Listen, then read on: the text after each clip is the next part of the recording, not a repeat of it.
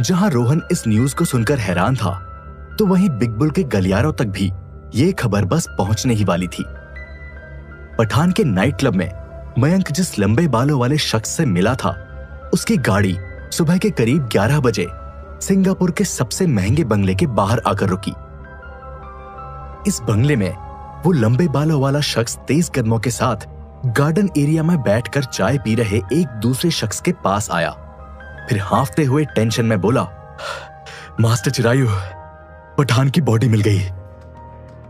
White suit पहने चिरायू नाम के इस शख्स ने पठान की न्यूज सुनकर कुछ रिएक्ट नहीं किया। वो शांति से चाय पीता रहा और कुछ सोचता रहा। जब उसकी चाय पूरी खत्म हो गई, फिर उसने कहा, क्या तुम्हें किसी पर शक है? हाँ, एक रोहन नाम का बॉडीगार्ड है जो इस समय आहूजा की बेटी रिया को प्रोटेक्ट कर रहा है। लंबे बाल वाला शख्स बोला।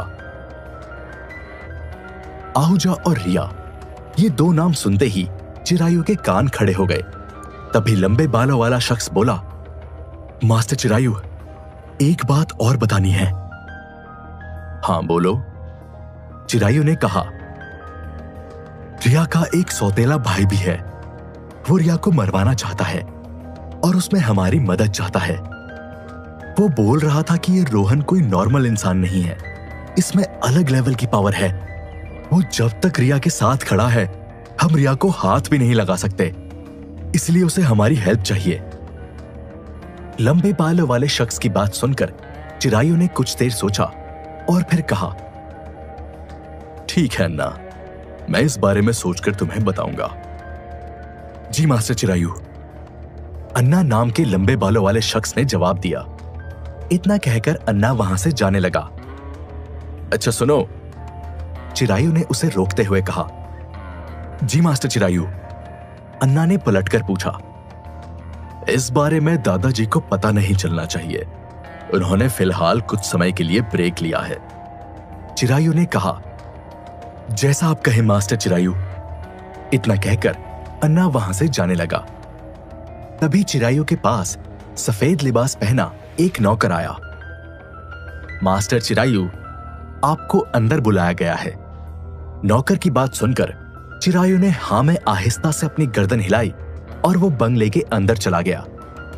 इस बंगले के अंदर एक बड़ा सा हॉल था, जहां एक व्हाइट सोफे के अलावा और कोई दूसरा सामान नहीं था। बस चारों ओर थी तो खाली सफेद दीवारें। चिरायू उस सफेद सोफे पर बैठकर इंतजार करने लगा। तभी 70 साल का एक बूढ़ा शख्स उस हॉल में आया। सर पर सफेद बाल, बदन पर सिंपल सा सफेद कुर्ता पजामा और चेहरे पर शांत भाव लिए इस शख्स को देखकर ऐसा लग रहा था जैसे वो दुनिया की मोह माया को छोड़कर संन्यास ले चुका कोई महात्मा हो। उस बूढ़े शख्स को देखकर चिरायू सोफे से खड़ा हो गया और सर झुकाकर बोला, दादाजी सुप्रभात। जवाब में उस बूढ़े शख्स ने अपनी पलकें झपका दी। तभी सफेद लिबास में एक नौकर वहां आया और उसने सोफे के सामने जमीन पर एक आसन बिछा दिया और वो फिर चला गया। वो बूढ़ा शख्स इस आसन पर ध्यान मुद्रा में बैठ गया। आपका शुद्धिकरण कैसा चल रहा है दादाजी? चिरायू ने पूछा। अति उत्तम, उस बूढ़े शख्स ने जवाब दिया। तभी चिरायू ने अपनी जेब से तुलसी के 2 पत्ते निकाले और उस बूढ़े शख्स के हाथ में थमा दिए। इन पत्तों को उस बूढ़े शख्स ने अपनी दोनों आंखों के पलकों पर श्रद्धापूर्ण लगाया और फिर उसे मुंह में डालकर चबाने लगा। हमारा काम कैसा चल रहा है? कोई दिक्कत तो नहीं आ रही? बूढ़े शख्स ने पूछा। इस पर चिरायू बोला, सब बढ़िया चल रहा है दादाजी, आप टेंशन मत लीजिए, मैंने सब संभाल रखा है। ये सुनते ही वो बूढ़ा शख्स अपनी आंखें बंद करके मेडिटेशन करने लगा, जिसके बाद चिरायू उनके चरण स्पर्श करके वहां से चला गया। दरअसल ये बूढ़ा शख्स और कोई नहीं बल्कि सिंगापुर का सबसे पावरफुल आदमी बिग बुल था। इन दिनों बिग बुल अपने शुद्धिकरण फेज में था। वो साल में एक बार कुछ दिनों या कभी कभी महीनों के लिए अपने दिमाग का शुद्धिकरण करता है। इसके चलते वो कुछ समय के लिए अपने सभी काले धंधों से दूर हो जाता है। और इस दौरान उसका पोता चिरायु उसका सारा बिजनेस और काला धंधा संभालता है। यही वजह थी कि उसने अपने दादाजी यानी बिग बुल को पठान, रिया और रोहन वाली बात नहीं बताई थी। बिग बुल के शुद्धिकरण फेज के चलते रोहन और रिया भले ही अभी तक उसके आतंक से सेफ थे, लेकिन उसका पोता चिरायु वो कब तक शांत बैठेगा कुछ नहीं कह सकते। चिरायु का भी माफिया वर्ल्ड में बड़ा नाम है।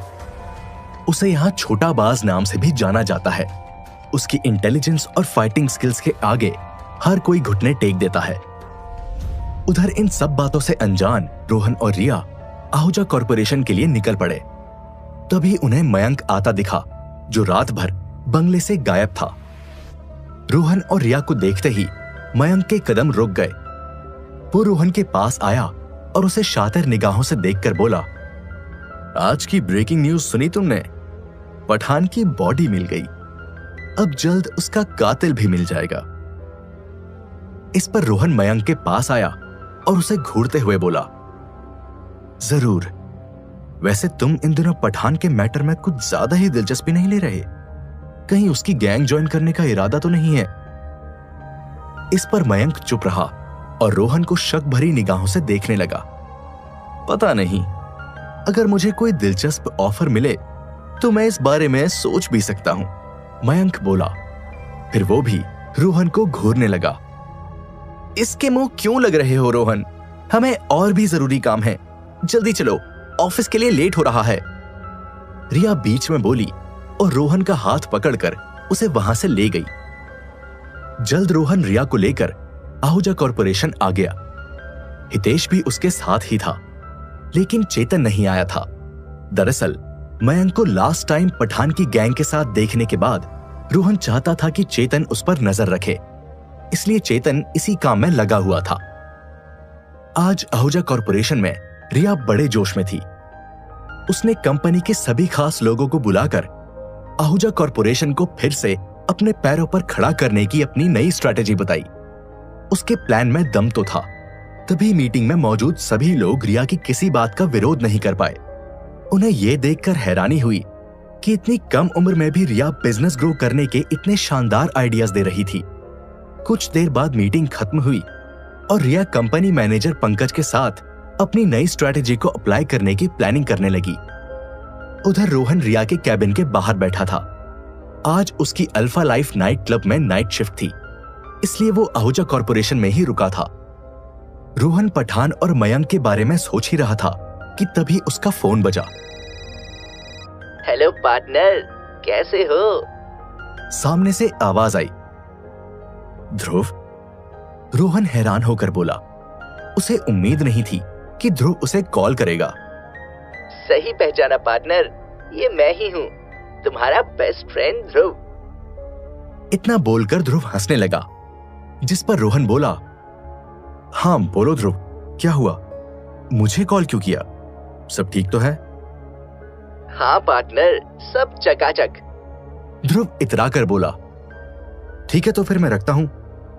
रोहन ने झट से पीछा छुड़ाना चाहा। अरे रुको रुको, मुझे तुमसे एक काम था।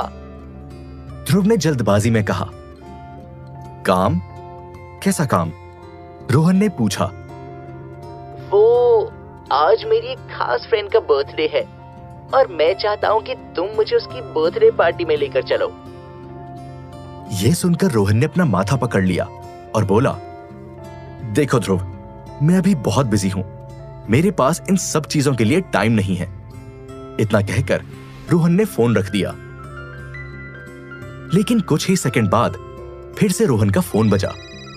इस पर रोहन को चिढ़ मचने लगी और वो ऊंची आवाज में फोन उठाकर बोला, तुम्हें एक बार मेरी बात समझ में नहीं आती? आवाज नीची करके बात करो। सामने से एक महिला की आवाज आई। कौन? रोहन ने कंफ्यूज होकर पूछा। इस पर कॉल पर मौजूद महिला बोली, किंजल कपूर। यह सुनते ही रोहन हक्का बक्का रह गया। किंजल मैन आप? हाँ बोलिए।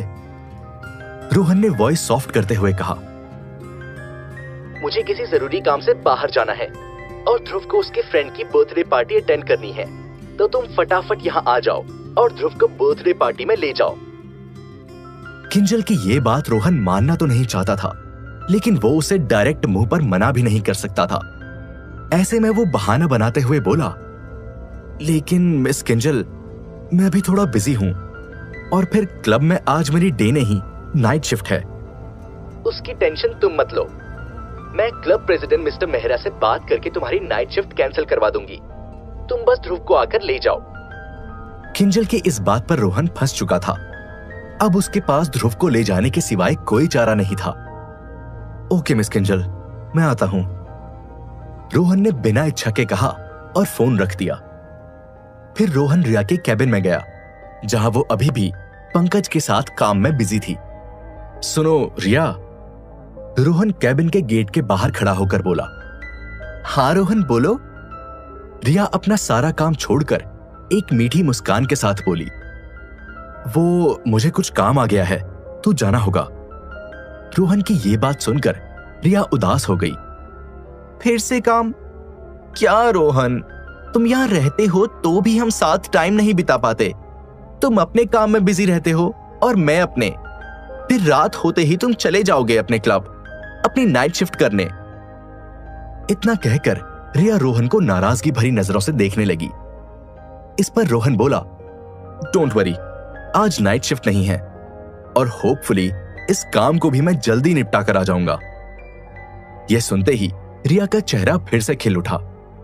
ओह, अगर ऐसा है तो ठीक है। बाय द वे, जल्दी आ जाना, आज हम डिनर बाहर ही करेंगे। इतना कहकर रिया काम में बिजी हो गई। कुछ देर बाद रोहन गाड़ी लेकर किंजल कपूर के घर के बाहर आ गया। यहां उसने जैसे ही डोरबेल बजाई, उसे ध्रुव मस्त तैयार होकर सामने खड़ा मिला। कैसे हो पार्टनर? ध्रुव ने एक बड़ी सी स्माइल के साथ कहा। ठीक हूं, रोहन एक दिखावटी हल्की सी मुस्कान के साथ बोला। तभी अंदर से किंजल हाथ में बैग टांग कर आई। वो भी तैयार थी और जल्दबाजी में लग रही थी। ओह, तुम आ गए, किंजल ने एक नजर रोहन को देखते हुए कहा, जिस पर रोहन ने हाँ में अपनी गर्दन हिलाकर उन्हें हेलो कहा। तभी किंजल बोली, अच्छा सुनो, मैंने तुम्हें एक एड्रेस मैसेज किया है। यहाँ ध्रुव की फ्रेंड की बर्थडे पार्टी है। ध्रुव का अच्छे से ध्यान रखना और सूरज ढलने से पहले उसे वापस ले आना।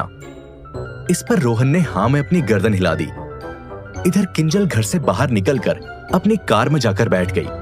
उसने अपनी कार स्टार्ट की और जाते जाते अपना सर खिड़की में से बाहर निकालकर रोहन की ओर देखकर बोली, और हाँ, हमेशा की तरह आज कुछ गड़बड़ मत करना।